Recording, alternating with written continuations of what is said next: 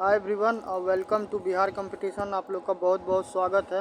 देखो, जो BSSC office attendance का क्लास आया है तो उसका प्रॉपर क्लास तो अभी चालू नहीं हुआ है, ठीक है, मगर आज से आपको चालू हो गया है। तो देखिए, क्लास को हम चालू करें उससे पूर्व आपको क्या करते हैं, एक बार हम सिलेबस दिखाते हैं। उससे पूर्व में भी हम दिखा दिए हैं, फिर भी आपको एक बार दिखा देते हैं ताकि क्या हो कि आप जब प्रिपरेशन करो ना तो आप क्या करो कि सिलेबस के अकॉर्डिंग करो। और ये चीज़ हम बार बार क्यों कर रहे हैं, ये चीज़ हम इसलिए कर रहे हैं कि यदि आप सिलेबस के हिसाब से तैयारी नहीं कीजिएगा तो बड़ा समस्या हो जाएगा। और समस्या ये हो जाएगा कि जिस लेवल का आपसे सवाल पूछा जाएगा उस चीज़ को आप मैच नहीं कर पाइएगा, और मैच नहीं कर पाइएगा तो फिर वहाँ पे आप सवाल को सॉल्व नहीं कर पाइएगा, ठीक है। तो आपको हम पहले थोड़ा सा क्या करते हैं, सिलेबस दिखाते हैं। साइड से चिल्लम चिल्ली आएगा तो उसके लिए परेशान नहीं होना, ठीक है। तो ये इतना होता रहता है, ठीक है, घर के आसपास में। देखो,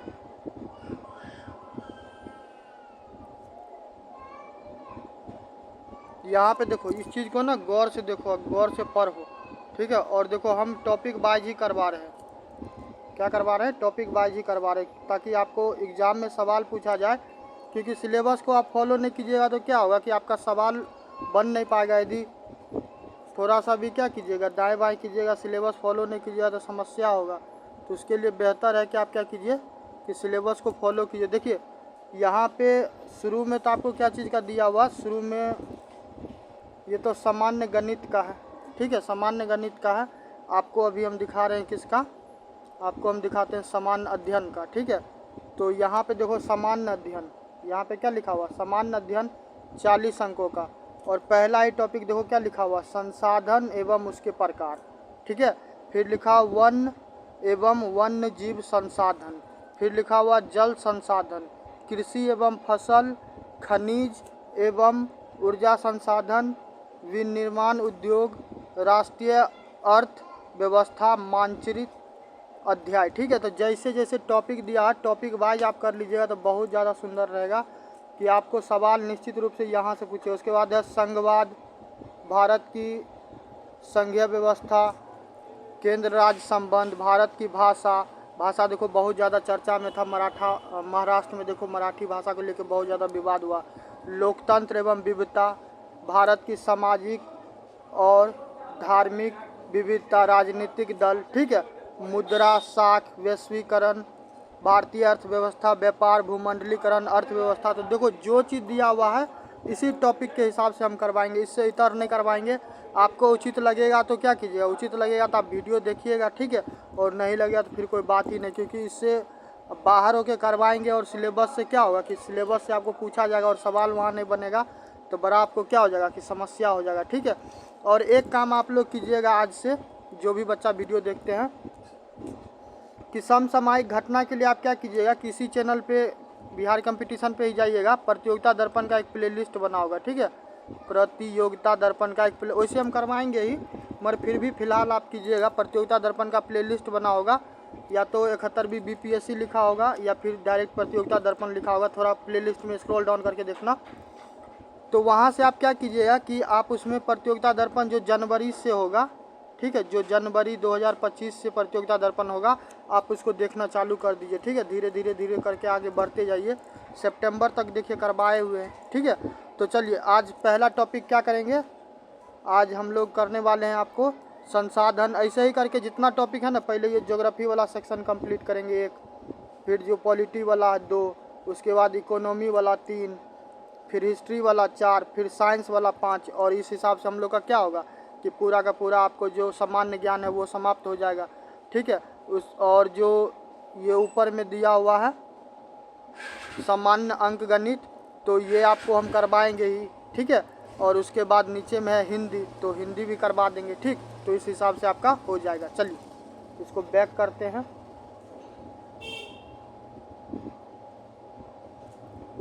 थोड़ा क्या करते हैं पीडीएफ निकालते हैं, डॉक में होगा नोट्स।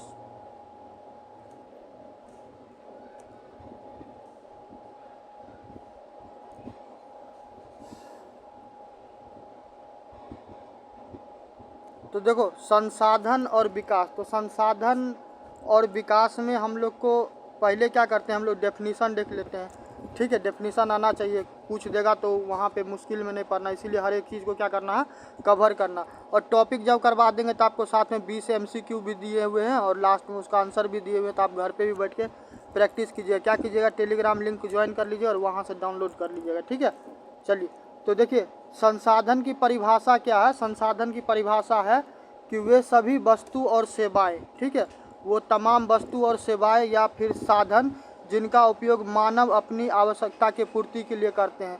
तो मानव का आवश्यकता क्या क्या हो सकता है, सोचिए। आवश्यकता तो बहुत है, ठीक है। तो सामान्यतः क्या होगा कि भोजन हो गया, आवास हो गया, वस्त्र हो गया, ये नॉर्मली हम लोग चीज़ समझते हैं।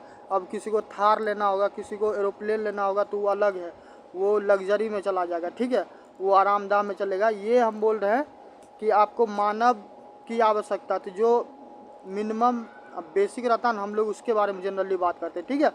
जैसे कि उदाहरण में देखो, जल है, वन है, खनिज है, भूमि है, तकनीक है, मानव कौशल है। तो ये सारा सारा किस में आ जाएगा, आपको संसाधन के एग्जाम्पल में, ठीक है। तो ये तो आपको चलिए डेफिनीशन था, तो डेफिनीशन बता दिए। अब आते हैं इसका वर्गीकरण, ठीक है। तो देखो संसाधन को जब वर्गीकरण करेगा तो इसमें अलग अलग प्रकार है, तो हम लोग अलग अलग को चेक करेंगे। पहला तो है उत्पत्ति के आधार पे। तो देखिए उत्पत्ति के आधार पे क्या होगा कि प्रकृति, तो प्रकृति में देखो जो भी चीज़ तुमको नज़र आता, ठीक है, प्रकृति यानी कि नेचर में जो भी चीज़ आता वो सारा किससे जुड़ जाएगा, ये ओरिजिन में आ जाएगा, प्राकृतिक संसाधन में, ठीक है। तो जैसे कि जल देखिए, पानी आपको प्रकृति से मिलता है, ठीक है। वायु यानी कि हवा, इसके अलावा मिट्टी, तो ये किस में आ जाएगा, प्राकृतिक संसाधन। देखो डायरेक्ट ऐसे ही करके सवाल रहेगा, प्रीवियस ईयर का सवाल भी है, होगा तो हम अभी दिखाएंगे थोड़ा देर में, ठीक है। तो इसी हिसाब से आपको क्या करेगा, सीधा पूछ देगा कि नेचुरल रिसोर्सेज क्या है, ठीक है, तो आपको यहाँ पे बताना है। फिर है मानव निर्मित संसाधन। तो मानव निर्मित संसाधन कौन है, जिसमें आपको टेक्नोलॉजी हो या फिर मानव द्वारा निर्मित हो, ठीक है। मोबाइल फ़ोन हो गया, हेलीकॉप्टर हो गया, ट्रेन हो गया, ये सब क्या, ये सब तकनीक में आता है निर्मित। तो देखो सड़क हो गया, मशीन हो गया, आ गया ना। तो ये सारा क्या होगा कि आर्टिफिशियल यानी कि ह्यूमन मेड जो भी रिसोर्सेज है, तो ये आ जाएगा मानव निर्मित संसाधन में, ठीक है। उसके बाद आता है मानव संसाधन। तो देखो ह्यूमन रिसोर्सेज क्या होता है, देखिए जैसे कि आप हैं, हम हैं, तो हर किसी को कुछ न कुछ आता रहता है, स्वाभाविक है, ये आता है। किसी को क्या होता है कि अच्छा आपको वो क्या कर सकता है कि वो अच्छा भोजन बना सकता है, तो वो भी एक कला है, स्किल है, ठीक है। कोई है कि लकड़ी को काट के क्या कर सकता है कि कोई टेबल बना सकता है, उसका चेयर बना सकता है, या फिर और भी बहुत सारा चीज़ बना सकता है, अलमारी बना सकता है, तो वो भी कला है। कोई कंप्यूटर को यूज करना जानता है तो क्या कर सकता है, वो कंप्यूटर को ऑपरेट कर सकता है, तो ये क्या है कि कौशल है। तो ये सारा चीज़ आपको क्या आता है, जिसमें ये सारा चीज़ होगा तो ये किस में आ जाएगा, मानव का ज्ञान और कौशल, तो इसी में आ जाएगा, किसमें, मानव संसाधन में, ठीक है। तो यही ह्यूमन रिसोर्सेज होगा। तो एक तो आपको उत्पत्ति के आधार पे देखो 3 टाइप हो गया। उत्पत्ति के आधार पे कितना हो गया, एक तो प्राकृतिक हो गया, एक मानव निर्मित हो गया, तीसरा मानव संसाधन, ये ओरिजिन के बेसिस पे आ गया, ठीक है। अब दूसरा में आते हैं नवीकरणीय। तो रिन्यूएबिलिटी के आधार पे क्या होता है कि देखो नवीकरणीय क्या होता है कि जिसको आप क्या कर सकते हो, बार बार आप क्या कर सकते हैं, रिप्रोड्यूस कर सकते हैं। जैसे कि अब तालाब में पानी है, क्या हुआ कि वो ज़्यादा गर्मी आए तो पानी पूरा भाप बन के क्या होगा, उड़ गया। तो ऐसा थोड़ी ना कि वो पानी अब गायब हो गया, अब कभी वापस ना आएगा। फिर बारिश होगा तो क्या होगा, बारिश के रूप में वो पानी वापस आ जाएगा, ठीक है। तो नवीकरणीय में आप देख लो क्या है कि रिन्यूएबल में कि एक तो जल है, ठीक है, दूसरा वन है, वन के अलावा सौर है, सूर्य। देखो आज जैसे सूर्य का रोशनी है, तो ऐसा थोड़ी ना कल नहीं आएगा। जो भी धरती पे क्या होता है, सूर्य की रोशनी आती है, ताप आती है, वो ताप क्या होता है फिर ऊपर उठ के चला जाता है, ठीक है। और कई बार जो रुकता है, जो एल्बिडो वगैरह रोक देता है, तो वही कारण से क्या होता है कि हीट बढ़ता है, तो ग्रीन हाउस इफेक्ट की बात हम लोग करने लगते हैं, ठीक है। तो उसमें बहुत सारा चीज़ आएगा टॉपिक ना, तो आपको हम करवाएंगे। CFC है, क्लोरोफ्लोरोकार्बन है, मीथेन है, तो ये सारे चीज़ के बारे में आप लोग को पढ़ाएंगे, ठीक है। तो चलिए ये हो गया रिन्यूएबल में। उसके बाद है नॉन रिन्यूएबल, तो अनवीकरणीय। तो ये क्या होता है कि ये सीमित होता है, जैसे कि कोयला हो गया, ठीक है। तो कोयला देखिए ऐसा नहीं कि आज कोयला यूज कर लिए तो कल वही कोयला दोबारा प्रोड्यूस होगा, नहीं। अब उसके लिए क्या है कि कहीं पे भूकंप आए, बाढ़ आए, जंगल का लकड़ी क्या हो कि ज़मीन के अंदर चला जाए, हजारों लाखों वर्षों के बाद क्या होता है कि फिर वो धीरे धीरे धीरे धीरे वो लकड़ी अंदर में इंटरनल कंबसन के वजह से जलता है, फिर जाके कोयला बनता है, समझ गए। तो ये आपको सीमित है। तो ये चीज़ थोड़ा सा क्या करना कि थोड़ा दिमाग का ढक्कन खोल के रखेंगे, थोड़ा सा सोचेंगे तो ये सारा चीज़ क्या हो जाएगा, आसानी से हो जाएगा और इसमें ज़्यादा कोई परेशानी नहीं है। इसीलिए आपको बोल रहे हैं क्या कीजिए, सिलेबस के थ्रू जाइएगा, ठीक। तो कोयला हो गया, पेट्रोलियम हो गया, खनिज हो गया, ठीक है। तो ये सारा किस में आ जाएगा, नॉन रिन्यूएबल में, ठीक है। उसके बाद आता है ऑनरशिप पे। तो देखो ऑनरशिप के आधार पे क्या हो गया कि जैसे कि व्यक्तिगत हो सकता है कि आपके पास मंदिर एग्जाम्पल के लिए बोलते हैं, आपके पास मस्जिद हो, घर में चर्च हो सकता है ना, हो सकता है आपके पास स्विमिंग पूल हो, ठीक, खेत हो, कुआं हो, घर हो। तो ये व्यक्तिगत आधार पे है, ठीक है। मालिकाना हक क्या है, व्यक्तिगत आधार पे है।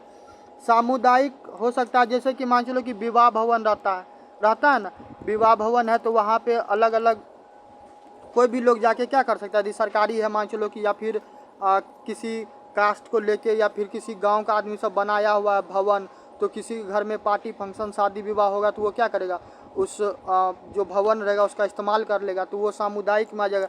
जैसे कि तालाब रहता है तो तालाब में ऐसा थोड़ी ना है कि जो ओपन तालाब रहता है तो ऐसा थोड़ी ना है कि यदि आपका पर्सनल होगा तब तो कोई बात ही नहीं, उसमें तो आप घुसने ही नहीं दीजिएगा, ठीक है।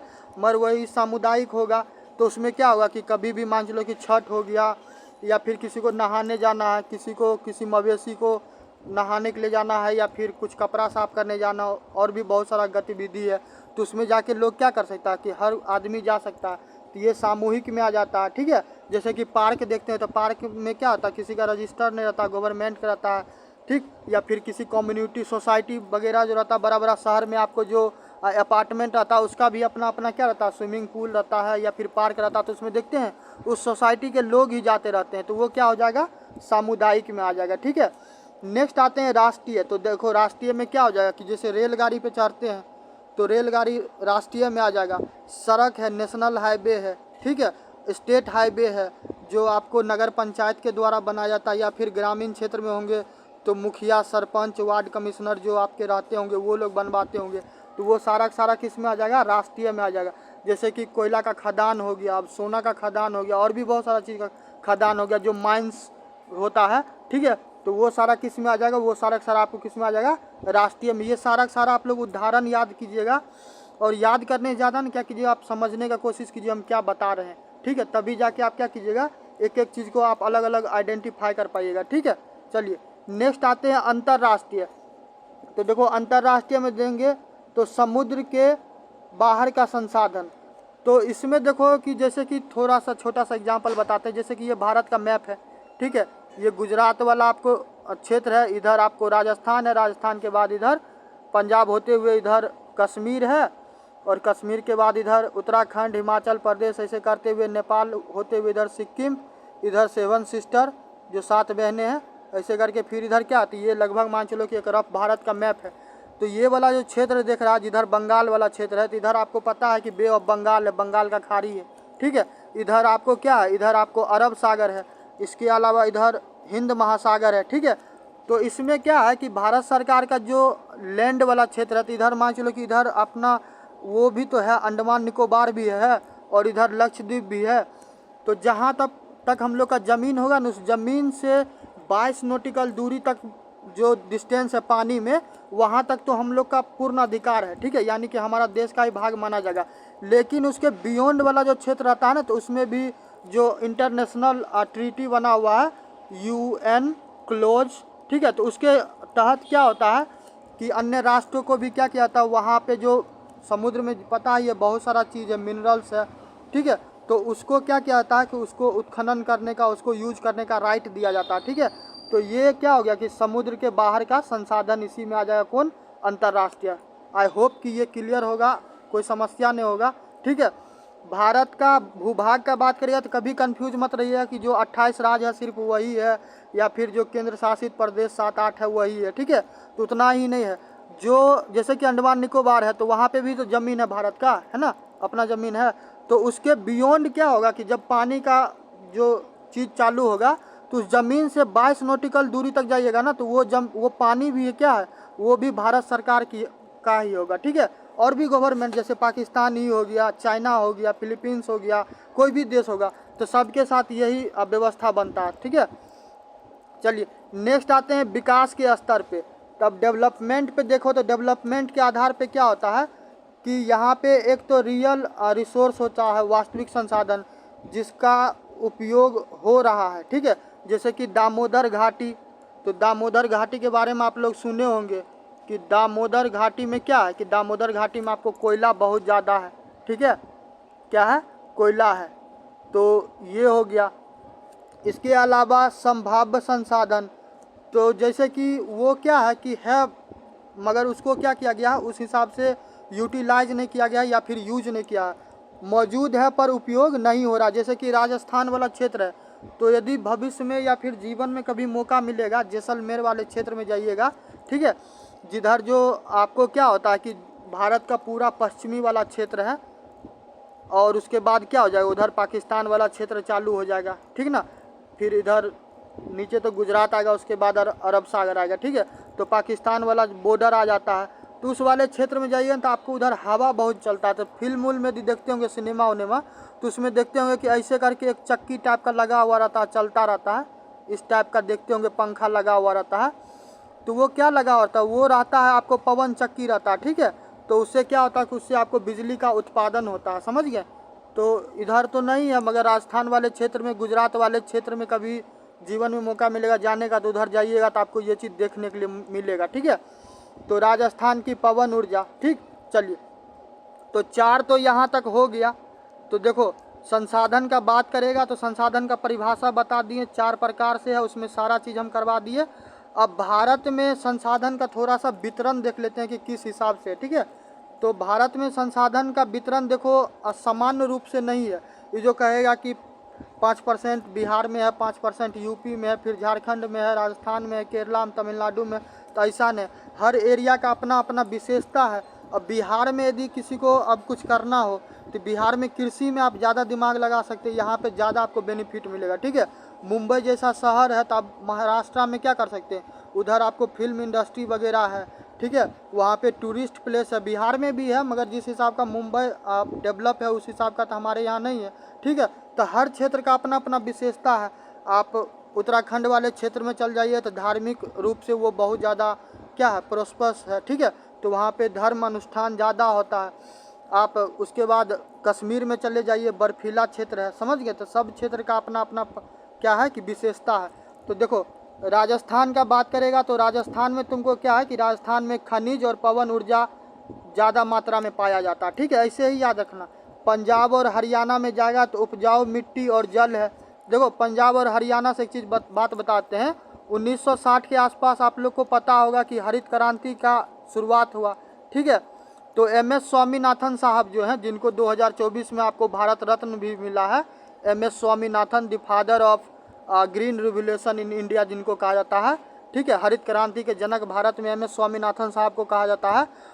तो उनको भारत रत्न भी मिला 2024 में, ठीक है, ये चीज़ याद रखना, करंट अफेयर में था तो बता दिए। तो फिर क्या हुआ कि उस क्षेत्र में आपको पंजाब और हरियाणा वाले क्षेत्र में ज़्यादा क्या हुआ कि ज़्यादा ध्यान दिया गया और वहाँ पे कृषि क्या हुआ कि जो गेहूँ है वो बहुत ज़्यादा उम्मीद से ज़्यादा क्या हुआ कि वहाँ पे उपज हुआ। तो इस कारण से वो तुमको एग्रेरियन वाले फील्ड में वो ज़्यादा आगे बढ़ गया, ठीक है। झारखंड और छत्तीसगढ़ का बात करेगा तो झारखंड और छत्तीसगढ़ में खनिज ज़्यादा है। जब हम लोग माउंटेन के बारे में पढ़ेंगे, रॉक के बारे में पढ़ेंगे, सॉइल के बारे में पढ़ेंगे ना, तो आपको तब फिर सारा चीज़ धीरे धीरे क्या होता जाएगा, क्लियर हो जाएगा। आज तो पहला ही क्लास है, ठीक है। चलिए नेक्स्ट आते हैं संसाधन का योजना। तो देखो संसाधन को क्या करना पड़ता है, प्लान भी तो करना पड़ता है, ठीक है। तो उसका उपयोग क्या कैसे करना, उसका संरक्षण कैसे करना है, कितना यूज करना है, कितना प्रिजर्व करना है, ठीक है। तो संसाधनों का प्लानिंग कैसे होता है, संसाधन को तो सबसे पहले हम लोग आइडेंटिफाई करते हैं, पहचानते हैं, ठीक है। उसके बाद उनका विकास और उसका उपयोग सोचते हैं, फिर योजनाओं का क्या करते हैं, कार्यान्वयन करते हैं। जैसे कि झारखंड में कोडरमा वाला क्षेत्र में कोयला है, ठीक है, कोडरमा वाला क्षेत्र में कोयला है, तो पहले पता लगा होगा ना कि वहाँ पे क्या है कि कोयला है, फिर उसका क्या किया होगा, फिर उस चीज़ को निकाला गया होगा, ठीक है, फिर उसको क्या किया गया, यूज किया गया होगा। तो ऐसे ही पूरा चीज़ चलता है, ठीक। नेक्स्ट आते हैं भूमि संसाधन। तो देखो लैंड रिसोर्सेज क्या है कि लैंड रिसोर्सेज में देखो कि एक तो भूमि उपयोग होता है, ठीक है। तो इसमें भूमि उपयोग में क्या होता है, आप थोड़ा सा विचार कीजिएगा कि ज़मीन का समानता क्या उपयोग होता है। ज़्यादातर लैंड में आपको क्या मिलेगा, ज़्यादातर लैंड पे आपको खेती मिलेगा, ठीक है। ज़्यादातर जो ज़मीन है उस पर क्या हो रहा है, खेती हो रहा है। उसके बाद जो क्षेत्र है तो वह उस पर वन है यानी कि जंगल है। ये परसेंटेज होगा तो याद रखना तो अच्छा रहेगा, यदि कभी पूछ पाछ दे डाटा होता, ठीक है। उसके बाद कुछ ज़मीन आप देखते होंगे कि बंजर होगा, गाँव में भी होंगे आपके पास खेत उत होगा, तो देखते होंगे कि कोई खेत उत होगा जो बंजर होगा, जहाँ पे खेती नहीं होता, बस वो क्या है कि परती पड़ा हुआ रहता है, तो बंजर भूमि रहता है, ठीक है। इसके बाद बंजर के अलावा क्या होता है, कुछ शेष भूमि जो रहता है तो वहाँ पे आपको चारागाह रहता है। चारागाह के अलावा निर्माण होता है। निर्माण में क्या कर सकते हैं, घर बना सकते हैं, होटल बना सकते हैं, स्कूल कॉलेज यूनिवर्सिटी ऑफिस, यही सारा चीज़ होगा ना। तो ये 4 प्रकार रहता है कि लैंड का यूज हम लोग करते हैं। या तो उसको खेती में यूज करते हैं, वन में रहता है, बंजर रहता है, या फिर चारागाह, या फिर निर्माण, या फिर आदि, ठीक है। आदि यानी कि एक्स्ट्रा भी एक्टिविटी हो सकता है। अब तुमको मन हो गया पोखरे बनाने का या फिर स्विमिंग पूले बनाने का, क्या हो तो तू बना सकता है, वाटर पार्क ही बना लिया, ठीक है। तो ये आप पे डिपेंड करता है, ठीक है। नेक्स्ट आते हैं लैंड डिग्रेडेशन। तो देखो भूमि का क्षरण कैसे होता है, जब जो वनों का कटाई होता है, तो जब आप क्या कीजिए, किसी पेड़ को काटिएगा तो पेड़ का जो जड़ रहता है तो मिट्टी से जुड़ा हुआ रहता है, ठीक है। तो जैसे काटिएगा तो जितना मिट्टी से जुड़ा हुआ वो मिट्टी क्या हो जाएगा, वहाँ पे ढीला पड़ जाएगा। तो यदि पानी आएगा तो क्या होगा, उस मिट्टी को लेके चला जाएगा। तो वहाँ पे हो सकता है जो भी आपको क्या होगा कि उसमें पोटेंशियल होगा, यानी कि फर्टाइल टाइप का वो लैंड होगा, सॉइल होगा, यानी कि उसको क्या कहते हैं, उपज टाइप का वो मिट्टी होगा। तो वो क्या हो जाएगा, वहाँ से कटाव हो जाएगा, तो नीचे में खराब वाला मिट्टी रहेगा, तो जो कि आपको उपयोग में नहीं आएगा, ठीक है। तो पहला तो वनों का कटाई से होता है। दूसरा अत्यधिक चराई। तो देखता है कि ग्रामीण क्षेत्र सब में भी देखता होगा कि गाय चर रहा, भैंसी चर रहा है, बकरी उकरी चरता है। तो घास को जब खाता है मवेशी तो कई बार देखते होंगे कि उसके जड़ को भी उखाड़ लेता है। तो जड़ को उखाड़ता है तो थोड़ा थोड़ा थोड़ा थोड़ा करके क्या होता है कि मिट्टी वहाँ से ढीला होते जाता है। होते होते क्या होता है, एक बड़ा भूभाग पे पूरा मिट्टी क्या होता है, कमज़ोर होता है। बारिश आया, ऊपर से जितना भी फर्टाइल उपजाऊ मिट्टी था उसको लेके चला गया, ठीक है। तो वहाँ का मिट्टी क्या हो जाता है, वहाँ का मिट्टी आपको बंजर टाइप का हो जाता है, थोड़ा समय के लिए हो जाता है। तो वहाँ पे तो जो फार्मर होगा उसको नुकसान होगा, फिर से आपको फर्टिलाइज़र ऐड करना पड़ेगा, समझ गए। इसके अलावा खनन, जब खनन होता है तो फिर क्या होता है कि वहाँ पे आपको भूमि का क्षरण होता है, ठीक है। इसके अलावा जब रासायनिक उर्वरकों का आप अत्यधिक उपयोग करते हैं, अब पता चला कि यूरिया पे यूरिया मार रहे हैं, पोटास मार रहे हैं, ठीक है, पूरा एकदम धुआं धुआं कर दिए हुए हैं। आवश्यकता है 4:2:1 का, और वहाँ पे कहें कि 8 किलो यूरिया क्या करते हैं कि घुसेड़ देते हैं, ठीक है। तो गेहूँ क्या हो जाएगा, बम्फर हो जाएगा। तो पता चलेगा कि गेहूँ ज़्यादा होने की जगह क्या हो गया, वहाँ पे नुकसान हो गया, ठीक है। नेक्स्ट आते हैं उपयोग। तो देखो उपयोग करते हैं तो उपाय क्या हो सकता है, उपाय ये हो सकता है कि आप ज़्यादा से ज़्यादा क्या कीजिए कि वृक्षारोपण कीजिए, ठीक है। जितना ज़्यादा से ज़्यादा संभव हो आप पेड़ लगाइए। पेड़ लगाइएगा तो मिट्टी क्या होगा कि मिट्टी जुड़ा हुआ रहेगा, ठीक है। तो मिट्टी क्षरण नहीं होगा, ठीक है। क्या होगा, मिट्टी क्षरण नहीं होगा। इसके अलावा सीढ़ीदार खेती करना चाहिए। तो स्टेप फार्मिंग आप यदि कभी आपको जो पूर्वी भारत है ना, पूर्वी भारत में यदि जाइएगा, जैसे कि असम हो गया, अरुणाचल प्रदेश हो गया, मेघालय वाला क्षेत्र है, ठीक है। इस सब क्षेत्र में जाइएगा ना तो आपको स्टेप फार्मिंग होता है, ऐसे ऐसे करके स्टेप रहता है, जैसे कि सीढ़ी रहता है ना, तो ऐसे लंबा चौड़ा रहता है। कभी सिनेमा में या फिर वीडियो वगैरह में देखना कि क्या नाम है, चाय का खेती देखना, ठीक है। तो ऐसे ऐसे करके स्टेप बाय स्टेप होगा, ठीक है। तो स्टेप फार्मिंग आप कर सकते हैं। इसके अलावा मृदा संरक्षण तकनीकी, ठीक है। तो थोड़ा सा विज्ञान का भी हम लोग क्या कर सकते हैं, इस्तेमाल कर सकते हैं। इसके अलावा क्या कीजिए कि चराई पे थोड़ा सा नियंत्रण कीजिए, ठीक है। यानी कि मवेशी को आप फोडर यदि उसके लिए अवेलेबल करवा लेंगे, ठीक है, उसके लिए भोजन उपलब्ध करवा लीजिए, तो ज़्यादा से ज़्यादा मिट्टी वाले क्षेत्र में क्या होगा कि जहाँ पे घास होगा वहाँ पे चराई करने नहीं जाएगा, तो वो वहाँ पे मिट्टी क्षरण से बचाया जा सकता है, समझ गए। तो ये सारा उपाय है। इसके अलावा देखो मृदा संसाधन की बात करते हैं, ये सारा चीज़ हम लोग पढ़ेंगे, ठीक है, क्योंकि अभी फर्स्ट क्लास है तो अभी जो पहला टॉपिक में था वो करवा रहे हैं। तो मृदा संसाधन की बात कीजिएगा तो भारत में मिट्टी डिफरेंट डिफरेंट टाइप का, ठीक है। तो जैसे कि देखो जलोढ़ मिट्टी की बात करेगा तो गंगा और ब्रह्मपुत्रा घाटी है। तो थोड़ा सा मैप आपको दिखा दे, इसे ये देखो, ये क्या है, ये गुजरात वाला क्षेत्र है, ठीक है। इधर आ जाएगा तो राजस्थान, इसके बाद इधर कश्मीर, कश्मीर के अलावा उत्तराखंड, हिमाचल प्रदेश, ठीक है। इधर यूपी बिहार होते हुए इधर सिक्किम करते हुए इधर सेवन सिस्टर और फिर ये, ठीक है।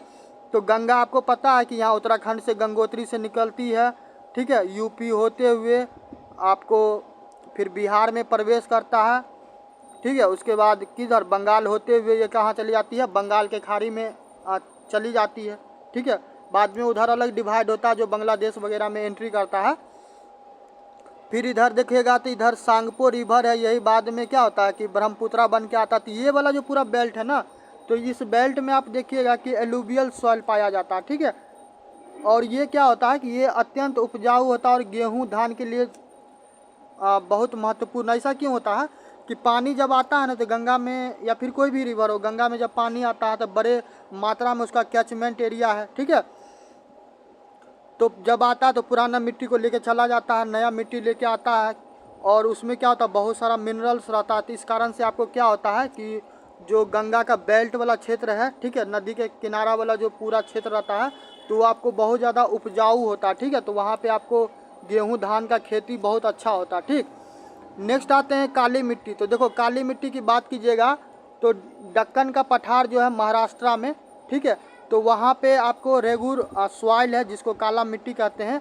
तो यहाँ पे ना आपको कपास का बहुत ज़्यादा उत्पादन होता है। और क्यों, कपास के उत्पादन के लिए परफेक्ट सॉइल है, ठीक है। ये सब चीज़ याद रखिएगा। सॉइल आएगा तो सॉइल में करवाएंगे, रिवर आएगा रिवर करवाएंगे, माउंटेन आएगा, हर चीज़ आएगा, हर चीज़ को डिटेल से करेंगे। क्योंकि अभी हम लोग डिवीज़न पढ़ रहे हैं रिसोर्सेज का, तो अभी जो दिया गया वही चीज़ डिस्कशन करेंगे, नहीं तो ज़्यादा लेंदी हो जाएगा, ठीक है, कन्फ्यूजन भी हो जाएगा।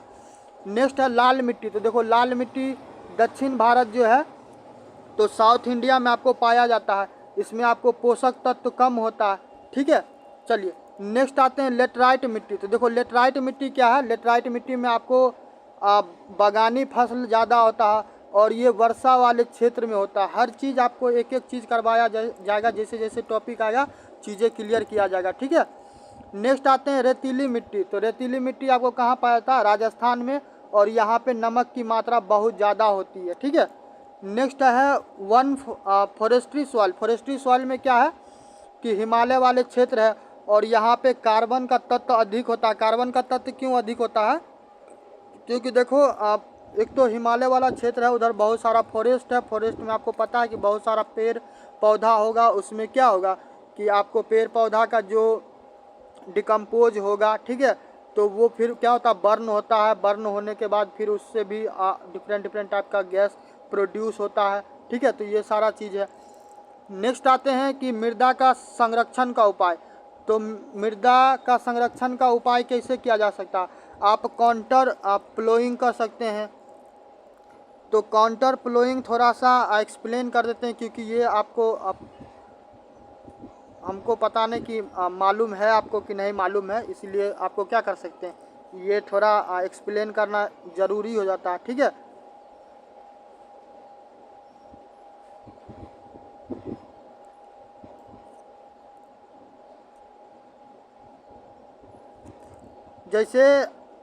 जैसे आपको हम बताए थे ना अभी स्टेप फार्मिंग, जैसे देखो ऐसे मान चलो कि ये है, ठीक है, इसमें मान चलो कि क्या किए, इसमें टी का पेड़ लगा दिए, चाय का, फिर एक ऐसे कर दिए, ठीक है। ये स्टेप फार्मिंग टाइप का ही है, ऐसे ऐसे कर दिए। तो ऐसे ऐसे क्या होगा कि इसी टाइप से आपको रहेगा। तो मान चलिए कि यहाँ पे 1 नंबर में पानी दिए, तो ये पानी फिर क्या होगा कि 2 नंबर में आ जाएगा, 2 नंबर से फिर पानी आ जाएगा 3 नंबर में, 3 नंबर से आ जाएगा 4 नंबर में। तो ये स्टेप फार्मिंग टाइप का ही है, ठीक है। तो यही आपको काउंटर प्लोइंग होता है, यही, ठीक है। दूसरा आता है सीढ़ीदार टेरेस। तो दोनों आप मैक्सिमम कहिएगा कि मिलता जुलता है, ठीक है। क्या करता है कि ये आपको मिलता जुलता ही है।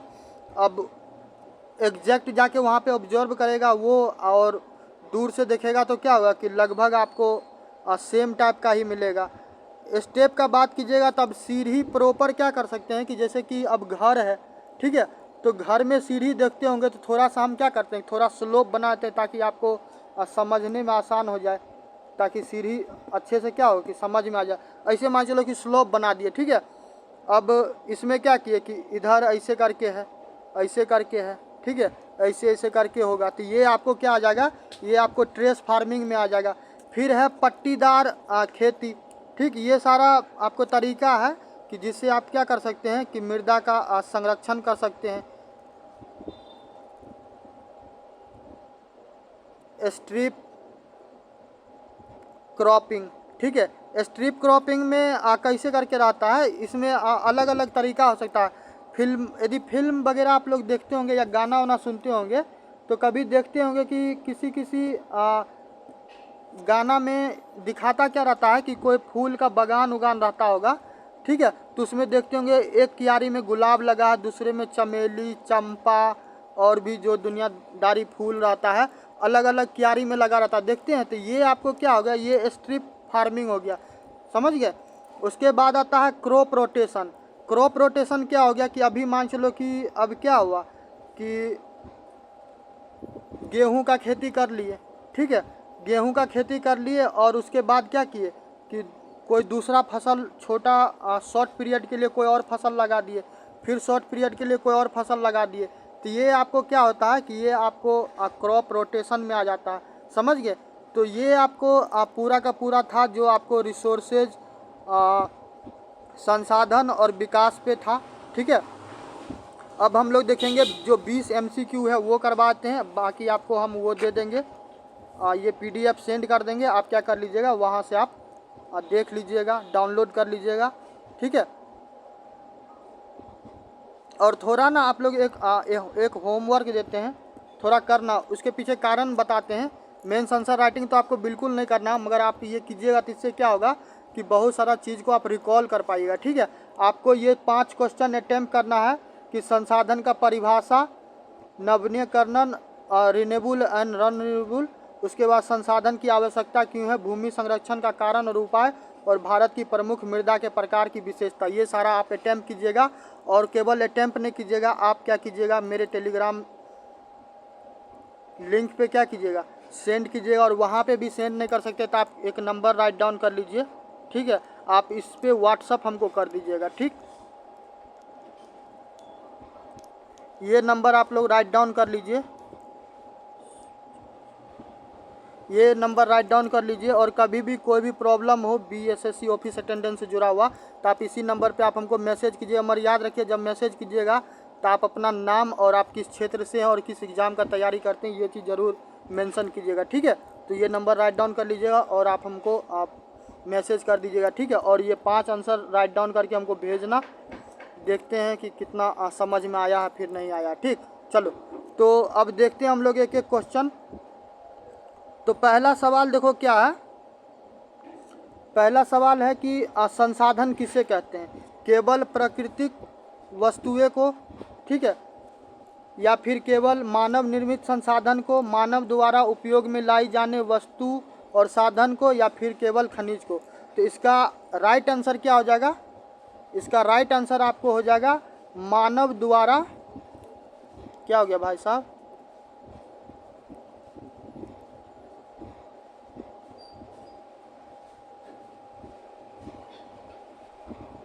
इसका राइट आंसर हो जाएगा मानव द्वारा उपयोग में लाई जाने वाली वस्तुएं व साधन, ठीक है। नेक्स्ट है कि संसाधन का कौन सा प्रकार प्रकृति से प्राप्त होता है, ऐसे ही सवाल आएगा, समझ गया। तो मानव निर्मित संसाधन, भाई मानव निर्मित संसाधन कैसे आएगा, प्राकृतिक का बात कर रहे हैं ना। अब आदमी डायरेक्ट मछली को बना तो नहीं देगा, ठीक है, ऐसा नहीं ना है कि कोई मशीन लिए मछली को बना दिए, खाने के लिए पकाना अलग है और डायरेक्ट उसको निर्मित करना अलग है, ठीक है। प्राकृतिक संसाधन, तो प्राकृतिक संसाधन होगा, मानव संसाधन बिल्कुल नहीं होगा, तकनीकी संसाधन बिल्कुल नहीं होगा, ठीक है। चलिए नेक्स्ट आते हैं, निम्नलिखित में से कौन सा नवीकरणीय संसाधन है। तो रिन्यूएबल जो दोबारा बार बार उपयोग हो सकता है या फिर प्रयोग में आ सकता है, कोयला बिल्कुल नहीं होगा, पेट्रोलियम नहीं होगा, सूर्य ऊर्जा होगा। प्राकृतिक गैस कैसे होगा भाई? अब क्या होगा कि मान चलो कि अब कुछ संसाधन ज़मीन के अंदर जाएगा ही नहीं, ठीक है, तो ऐसा थोड़ी ना कि गैस एलपीजी जो घर में है उसको यूज कर लिए दोबारा फिर ज़मीन में से आ जाएगा, वो क्या होता है, वो लिमिटेड है, समझ गए? तो यहाँ पे आपको क्या हो जाएगा, सी हो जाएगा। नेक्स्ट आते हैं खनिज किस प्रकार के संसाधन है? नवीकरणीय है, अनवीकरणीय है, सामुदायिक है या फिर मानव निर्मित है? तो ये क्या हो जाएगा, खनिज आपको हो जाएगा कि ये नॉन रिन्यूएबल है, बी हो जाएगा, अनवीकरणीय हो जाएगा, ठीक है, वो भी क्या लिमिटेड है। नेक्स्ट आते हैं 5 में कि निम्नलिखित में से कौन सा व्यक्तिगत संसाधन है? तो आपको बताए थे ना व्यक्तिगत संसाधन के बारे में। देखो डी में राष्ट्रीय उद्यान नहीं होगा, खेत हो सकता है, रेलवे बिल्कुल नहीं होगा, गांव का तालाब ये तो सामूहिक हो जाएगा। तो यहाँ पे 5 में क्या हो जाएगा, 5 में सी हो जाएगा, खेत, ठीक है। नेक्स्ट है कि समुद्र में 200 नॉटिकल मील के बाहर पाए जाने वाले संसाधनों को क्या कहते हैं? अभी थोड़ा देर पहले बता रहे थे आप लोग को यूएन क्लोज के बारे में, देखें, तो इसीलिए ये सब चीज़ इंपॉर्टेंट है। राष्ट्रीय, अंतर्राष्ट्रीय, सामुदायिक या फिर व्यक्तिगत। देखो हम तो तुमको 22 नॉटिकल के आसपास बोले थे, यहाँ पे 200 नॉटिकल का बात बोला है, तो राष्ट्रीय तो होगा नहीं, ए तो नहीं होगा, बी हो जाएगा, सी नहीं होगा, डी नहीं होगा, ठीक है। चलो नेक्स्ट आते हैं दामोदर घाटी का कोयला किस प्रकार का संसाधन है? तो भाई प्रकृति से जुड़ा हुआ, तो सीधा क्या करना, सीधा चलो प्रकृति यदि नहीं दिया तो क्या होगा कि वास्तविक है, संभाव्य है, सामुदायिक है, नवीकरणीय है। तो क्योंकि उसका हम लोग क्या कर रहे हैं, क्योंकि हम लोग उसका यूज कर रहे हैं दामोदर घाटी के कोयला को, तो ये क्या है, वास्तविक है, ठीक है। राजस्थान की पवन ऊर्जा किस प्रकार का संसाधन है?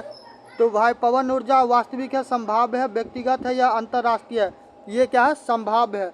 ऐसा क्या हो सकता है कि हो सकता है, ठीक है, उस ऊर्जा को, पवन ऊर्जा को यूज किया जा सकता है, ठीक।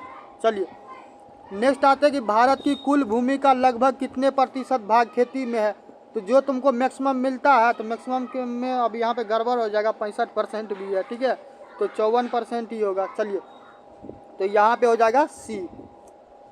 नेक्स्ट है भारत की कुल भूमि का लगभग कितना प्रतिशत भाग वन में? तो तीसरा नंबर पे शायद वन था, तो 54 है, 40 है, 22 है, 8 है, कितना होगा, तो यहाँ पे हो जाएगा 22%, ठीक है।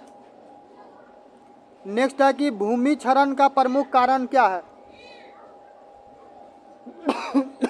भूमि क्षरण का देखो, वृक्षारोपण, सीढ़ीदार खेती, वनों की कटाई, तो सी हो जाएगा, ठीक है। नेक्स्ट है कि लाल मिट्टी किस क्षेत्र में पाई जाती है? तो आपको बताए हुए थे कि लाल मिट्टी जो आपको साउथ वाला क्षेत्र है, तो यहाँ पे क्या हो जाएगा, दक्षिण भारत। नेक्स्ट है काली मिट्टी किस फसल के लिए उपयोग है? तो आपको कपास के बारे में बताए हुए होंगे, ठीक है, तो यहाँ पे क्या हो जाएगा, सी। इसी टाइप का सवाल आपको पूछा जाता है। नेक्स्ट है कि जलोढ़ मिट्टी मुख्यतः कहाँ पाई जाती है? तो गंगा और ब्रह्मपुत्रा के घाटी में, ठीक ना, यही होगा 14 का। लेटेराइट मिट्टी का उपयोग किस फसल में होता है? तो लेटेराइट का किस में होता है, बगानी वाले में, तो यहाँ पे हो जाएगा बी, ठीक। नेक्स्ट है 16वां, रेतीली मिट्टी मुख्य किस राज्य में पाई जाती है? तो राजस्थान के बारे में हम लोग बात किए हुए थे, तो 16 का क्या हो जाएगा, 16 का हो जाएगा आरजे यानी कि राजस्थान। 17 वन मिट्टी अधिकतर कहाँ पाई जाती है? तो वन मिट्टी किस क्षेत्र में पाया जाएगा? दक्कन में, गंगा में, हिमालय वाले क्षेत्र में होना चाहिए। 17 का क्या हो जाएगा, बी, ठीक है। चलिए 3 क्वेश्चन और रह गया है। मृदा संरक्षण की कौन सी विधि है? तो मृदा संरक्षण खनन से तो भाई मिट्टी जाएगा, कंटूर से होगा बिल्कुल, बी से होगा, वनों की कटाई से नहीं होगा, अत्यधिक चराई से नहीं होगा। संसाधन योजना के कितने चरण बताए गए हैं? तो भाई यहाँ पे तो आपको सिंपली 3 बताया गया हुआ था, बी। और आज का लास्ट सवाल है कि भारत में भूमि उपयोग पैटर्न में सबसे अधिक भाग किसका है? ठीक है, तो ये था आपको 20 सवाल, इसका हम जवाब दे रहे हैं, टेंशन नहीं लीजिए।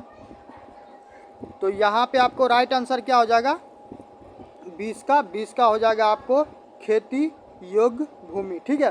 तो इसी प्रकार से आपको टॉपिक वाइज जो भी है आपको BSSC ऑफिस अटेंडेंस के लिए क्लास मिलता रहेगा। आप लोग का यही दायित्व बनेगा। हम शुरू में ही बोले थे कि छोटा सा फ़ी लेंगे, और फ़ी क्या रहेगा, फ़ी यही रहेगा कि आपकी मेहनत और ईमानदारी, ठीक है, आपका मेहनत और ईमानदारी जितना ज़्यादा रहेगा, ठीक है, वही मेरा फी रहेगा और वही आपका सिलेक्शन का कुंजी होगा। ठीक है, तो जुड़े रहिए। बाकी वीडियो कैसा लगा आप कमेंट करके बताइएगा। करंट अफेयर जो बताएं प्रतियोगिता दर्पण जनवरी का आपको देखना है तो आप देखिएगा, जाके PDF टेलीग्राम लिंक पे दे देंगे, वहाँ से डाउनलोड कर लीजिएगा। ये पूरा का पूरा आप घर पे रिवीजन कीजिएगा। मैथ के लिए भी परेशान नहीं होना, मैथ भी कम कम करके होगा तो कल से देखते हैं। अब वीडियो प्रोवाइड शॉर्ट कर करके आधा घंटा के वीडियो प्रोवाइड करना चालू करेंगे कल से। एक काम करते हैं ना कि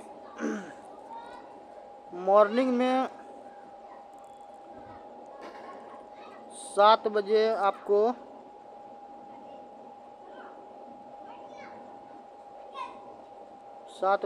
क्या करें, 7 बजे आपको हिंदी का वीडियो दे देंगे। ठीक है, फिर आपको दोपहर में